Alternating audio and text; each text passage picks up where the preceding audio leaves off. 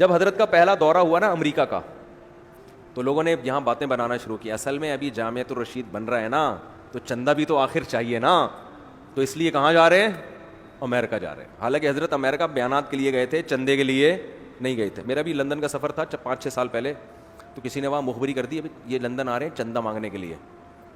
تو وہ پتہ نہیں جس نے انوائٹ کیا تھا نا مجھے, اس کو کان میں بھر بھرا کے وہ سفر ہی رکوا دیا. حالانکہ میرا قطعاً کوئی چندہ مانگنے کا پروگرام نہ لندن میں تھا نہ ہانگ کانگ, جہاں جن ملکوں میں بھی گیا ہوں ابھی تک میرا کوئی سفر چندے کے لیے بولو نہیں ہوا. بلکہ الٹا بہت سے سفروں میں اپنا خرچہ خرچ کر, اپنے پیسے خرچ کر کے جاتے ہیں ہم.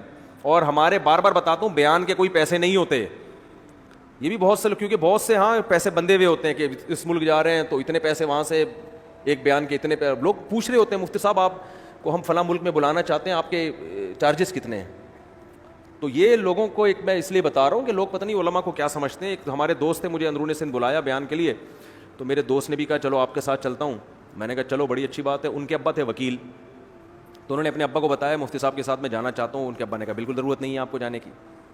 میں نے کہا کیوں بھائی؟ انہوں نے کہا مفتی صاحب کو تو پیسے مل رہے ہیں, تمہیں کیا مل رہے ہیں؟ کیونکہ وکیل تھے نا وہ, تو ہر چیز کو اسی حساب سے, فری میں کون جائے گا بھائی. تو مجھے انہوں نے آ کے بتایا, میں نے کہا بھائی کوئی پیسے ویسے نہیں مل رہے.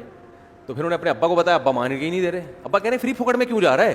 تو ان کو یہ سمجھ میں نہیں آ رہا کہ ثواب کے لیے بھی کوئی کام دنیا میں ہوتا ہے. تو یہ بھی ایک عجیب سا حساب کتاب بن گیا, تو کوئی پیسے ویسے نہیں ہوتے. تو ہمارے حضرت اتنے مالدار, اور میں نہیں کہہ رہا مالداروں کا تعلق نہیں تھا, فوج کے بڑے بڑے افسر حضرت سے بیعت تھے اور بڑے بڑے کروڑپتی تاجر حضرت سے بیعت تھے, لیکن زیادہ کون تھے؟ رکشے ٹیکسیوں والے. اور آپ حضرت کی محفل دیکھتے تو آپ کو غریب غریب چہرے اس میں نظر آ رہے ہوں گے. اور طلبہ تو اکثر ہوتے ہی غریب ہیں بیچارے, وہ تو ویسے ہی فاختہ کے بچے کہتے تھے حضرت طلبہ کو, معصوم سے چہرے نہیں ہوتے غربت کی وجہ سے عجیب سا, تو فاختہ کے بچے لگتے ہیں دیکھنے میں. یہ پیسے, وہ مولوی صاحب کا میں نے سنایا تھا نا, حضرت کہتے تھے ان سے شادی کیوں نہیں کرتے, تو ایک دن جل کے کہتے ہیں پیسے ہی نہیں ہے. شادی کہاں سے, پیسے ہی نہیں ہے. مشورہ دینا آسان ہے, پیسے ہوں گے تو شادی ہوگی نا. تو حضرت ان کا بھی قصہ بہت سناتے تھے کہ دیکھو. تو اور کوئی فرق نہیں تھا کہ آگے کون بیٹھے گا, غریب غریب لوگ جو پہلے آ گیا. دیکھو مسجد میں اب تک یہ ہوتا ہے, یہ بھی اسلام کا حسن ہے. دنیا میں ہر عبادت گاہوں میں فرق ہے, لیکن مسجد ایک واحد ایک جگہ ہے. اب یہاں جیسے بیان میں لوگ بیٹھے ہوئے ہیں, کوئی ڈیفینس کا بیٹھا ہوا ہوگا, کوئی ڈاکٹر بیٹھا ہوا ہوگا. یہاں ایسے ڈاکٹر بھی آئے ہیں بڑے بڑے ریسرچ سینٹروں میں ہوتے ہیں وہ, لیکن نیچے بیٹھے ہوئے ہوتے ہیں آرام سے. اور مولوی صاحب کہاں بیٹھے ہوئے ہیں؟ یہ اسلام کا حسن ہے نا, کہ کروڑپتی آدمی نیچے بیٹھا ہوا ہوتا ہے, اسی کے ساتھ ایک رکشے والا بیٹھا ہوا ہوگا, ہے بھائی. ایک آدمی جس کے بحریہ ٹاؤن میں 25 مکان ہیں وہ بھی نیچے بیٹھا ہوا ہوگا, اسی کے ساتھ ایک چوکیدار بیٹھا ہوا ہوگا. تو یہ بھی اللہ کا بڑا فضل ہے کہ آج بھی اسلام ایک واحد ایسا مذہب ہے جس نے امیر اور غریب کا فرق بولو مٹا دی. نمازوں میں بھی ایسا ہی ہے. حرم میں ایک دفعہ, حرم میں ایسا ہوتا ہے کہ پہلی صف میں نا کچھ خاص قسم کے لوگ کھڑے ہوتے ہیں مسجد حرام میں.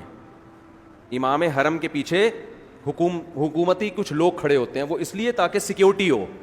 وہ سیکیورٹی کے نقطہ نظر سے کھڑے ہوتے ہیں نا, ہر آدمی کو اجازت دیں گے کہ ایسا نہ ہو کوئی دشمنی نکال لے امام حرم سے, کیونکہ بڑی مشہور شخصیتیں, ظاہر ہے جو مشہور لوگ ہوتے ہیں ان کی دشمنیاں بھی زیادہ ہوتی ہیں. تو ہمارے حضرت وہاں کا ایک دلچسپ واقعہ سنایا کرتے تھے کہ میں سعودی عرب گیا وہاں عمرہ کرنے نا, تو حرم میں نا ایک بدو, ایک عام آدمی تو ان سے بحث نہیں کر سکتا, عربی بحث کر سکتا ہے. تو ایک بدو امام حرم کے پیچھے آ کے کھڑا ہو گیا. بدو نہیں, دیہاتی جو عربی ہوتے ہیں, امام حرم کے. حضرت اس کا بڑا مزے لے کے واقعہ سناتے تھے اس کی سادگی پہ نا. تو وہ امام حرم کے پیچھے جب آ کے کھڑا ہوا ہے تو شرطوں نے اس کو ہٹایا, اس لیے نہیں کہ تم دیہاتی ہو یا تم غریب ہو, اس لیے نہیں, سیکیورٹی کے نقطہ کہ بھئی یہاں مخصوص لوگ کھڑے ہوں گے حرم, امام حرم کی حفاظت کے پیش نظر. جیسے ہمارے حضرت کی سیکیورٹی بہت سخت تھی, تو حضرت کے دائیں بائیں ہر ایک کو کھڑے ہونے کی اجازت نہیں تھی. خطرہ ہوتا ہے نا کوئی بھی حملہ کر دے, تو اس میں خاص طلبہ تھے, ان کو تھا کہ آپ لوگ یہاں کھڑے ہوں گے, اور ایک لال کارپیٹ بچھا دیا تھا کہ اس کارپیٹ پہ غیر متعلقہ افراد نہیں آ سکتے, وہ سیکیورٹی کے نقطہ نظر سے. تو وہاں بھی سیکیورٹی کے نقطہ نظر سے یہ شرط ہے کہ امام حرم کے پیچھے چند مخصوص لوگ کھڑے ہوتے ہیں. تو وہ دیہاتی پہلے آگے بیٹھ گیا, اب اس کو شرطیں ہٹا رہے ہیں, ہٹ جا. تو دیہاتی کیا کہتا ہے شرطوں سے, گل لا الہ الا اللہ, گل کہتے ہیں نا وہ, کلمہ پڑھو لا الہ, وہ شرطوں کو سمجھا رہا ہے. کیا مطلب, یہ اللہ کا گھر ہے, یہاں یہ فرق نہیں ہے کہ پہلی صف میں کون اور دوسری, جو پہلے آ گیا وہ پہلی صف میں بیٹھے گا. تم جو اللہ کے گھر میں غریب آدمی, وہ تو بیچارہ کسی اور اس میں لے کے جا رہا تھا, غریب کو پیچھے ہٹا رہے ہو, حکومتی بندے کو آگے لے کر آ رہے ہو, گویا تم شرک کر رہے ہو, تم کلمہ پڑھ کے دوبارہ اسلام قبول کرو. ٹھیک ہے نا. اب وہ شرطا کہہ رہے ہیں میں اس کو ہٹا رہا ہوں اور مجھے کیا پڑھا رہی ہے, کہہ رہے گل لا الہ الا اللہ, گل لا الہ الا اللہ. حضرت وہاں بیٹھے ہوئے دیکھ رہے تھے, حضرت کو بڑا اچھا لگ رہا تھا اس کا یہ منظر نا, کہ اس دیہاتی آدمی کو اللہ نے کتنی عقل دی ہے کہ بھائی حرم میں اگر امیر غریب کا فرق کیا یا سرکاری اور غیر سرکاری کا فرق کیا, یہ تو کیا ہے, اللہ کے ساتھ گویا کہ شرک ہے. اللہ کے ساتھ تم ان کو شریک کر رہے ہو, یعنی اللہ اتنا بڑا, تم نے ان کو بھی بڑا بنا دیا, یہاں تو سب ایک جیسے ہیں. تو وہ شرطا بھی حیران کہ اس کو کیسے سمجھاؤں میں بھائی, یہ تو اس کو تو ایمان اور کفر کا مسئلہ ہے. وہ شرطا پھر ہٹائے, وہ کہہ رہا ہے قل لا الہ الا اللہ, کلمہ پڑھ کے اسلام, اس کو کافر بنا دیا شرطے کو. پھر پتہ نہیں وہ ہٹا کے نہیں ہٹا, مجھے لگ رہا ہے وہ نہیں ہٹا ہوگا, وہ تو اس کو ایمان اور کفر کا مسئلہ بنا رہا ہے, وہ تو پھر مرتد ہونے کے حکم جاری کر دے گا اس کے اوپر. تو اسلام کا حسن ہے کہ عبادت گاہوں میں کوئی فرق بولو نہیں رکھا, سب ایک ہی صف میں, ایک ہی صف میں کھڑے ہوتے ہیں. مسجدوں میں نہیں ہے کوئی, ہاں جہاں کوئی فرق ہے تو وہ غلط ہے. بعض دفعہ ایسے ہوتا ہے, چندہ سیٹھ صاحب نے زیادہ دیا ہوا ہے, ان کے لیے دعائیں. ایک مسجد میں نماز پڑھ رہا تھا تو دعا کا اسٹائل امام صاحب, یا اللہ وسیم بھائی کے تمام گناہوں کو معاف فرما, انہوں نے اتنا مسجد میں پیسہ دیا ہے, اے اللہ. سلیم وسیم میں اپنی طرف سے نام لے رہا ہوں, ان کا اصل میں نام. تو ہمیں سنتیں پڑھتے ہوئے ہنسی روکنا ہمارے لیے مشکل ہو گیا تھا کہ یار یہ تو پوری رپورٹ دعاؤں میں پیش کر رہے ہیں. بھائی جس نے دے دیا بس ٹھیک ہے, اس کو تھوڑے سے شکریہ ادا کر دو, اکرام کر دو, بہت شکریہ آپ کا, حوصلہ افزائی کر دو بس. اور کوئی غریب آدمی کا نام آئے تو درمیان میں تھوڑا سا. تو یہ ہے اسلام کی دعوت, کہ دعوت میں امیر غریب کا فرق نہیں ہوگا. اور ایک اور بات یاد رکھو, یہ صرف داعی کے لیے حکم نہیں ہے, ہر پہلو میں یہ حکم ہے. کیسے؟ نبی صلی اللہ علیہ وسلم نے فرمایا جب تم ولیمے کی لوگوں کو دعوت دو تو فرمایا بدترین ولیمہ وہ ہے جس میں صرف امیروں کو بلایا جائے, غریبوں کو نہ بلایا جائے.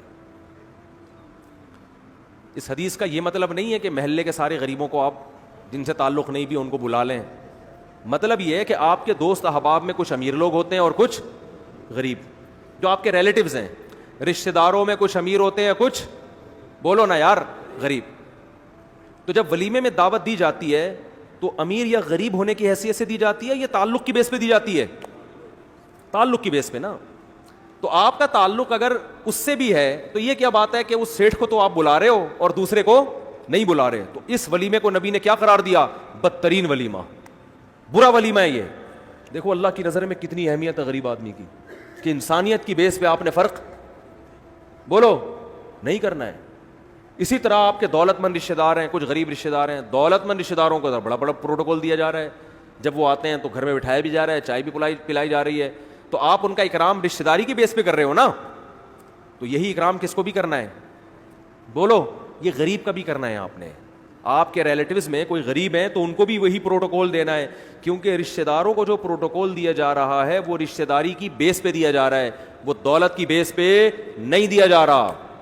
لیکن آج لوگ فرق کرتے ہیں. باپ فرق کر رہا ہوتا ہے اپنی اولاد میں, جو دولت مند بیٹا ہے اس سے محبت زیادہ, جو غریب بیٹا ہے اس سے محبت کم. بعض باپوں کو ہم نے دیکھا یہ کرتے ہوئے. جو غریب بیٹا اگر اپنی حرکتوں سے ہے پھر تو ٹھیک ہے کہ بیٹا کم بخت کرتا کچھ نہیں ہے, گٹکے کھاتا ہے, گٹر کے ڈھکن پہ بیٹھا رہتا ہے, اس کو تانے دینا, اس کو جو ہے نا اس کی حوصلہ شکنی کرنا, وہ تو ٹھیک ہے کیونکہ ظاہر ہے کچھ کر نہیں رہا, کسی کام کا نہیں ہے. لیکن میرے بھائی اگر وہ اپنی ذمہ داری پوری کر رہا ہے تو رزق کے دروازے کس کے ہاتھ میں ہیں؟ اللہ کے ہاتھ میں. پھر اس میں اور امیر بچے میں فرق کرنا, میں نے تو دیکھا ہے بعض نالائق ہو کے امیر ہوتے ہیں اور بعض لائق ہو کے کیا ہوتے ہیں بچے غریب ہوتے ہیں. باپ اس میں فرق کر رہا ہوتا ہے, مائیں فرق کر رہی ہوتی ہیں. جو پیسے والا بیٹا ہے اس کی ہر غلطی برداشت, اور جو غریب بچہ ہے اس کا اچھا عمل بھی اماں کو کیا لگ رہا ہوتا ہے؟ کھٹک رہا ہوتا ہے اماں کو. تو جب ایک اجنبی آدمی میں امیر اور غریب میں فرق کرنے کی اجازت نہیں ہے تو اپنی اولادوں میں امیر غریب کی بیس پہ فرق کرنے کی اجازت کیسے ہو گئی؟ بہت مشکل ہے. بہن بھائیوں میں فرق کرنے کی اجازت کیسے ہو گئی؟ بہت ہو رہا ہے بھائی مارکیٹ میں. بھائی جو پیسے والا آ گیا تو بیٹھ یار, تو ہمارے ساتھ بھی کبھی بیٹھ جایا کرو بھائی صاحب, بھائی جان. غریب آ گیا پھر کم بخت بیٹھ کے ٹائم ضائع کرے گا. تو رشتہ داری اللہ کے لیے جوڑی جاتی ہے, تو اس میں امیر غریب کا فرق نہیں کرنا. سمجھتے ہو؟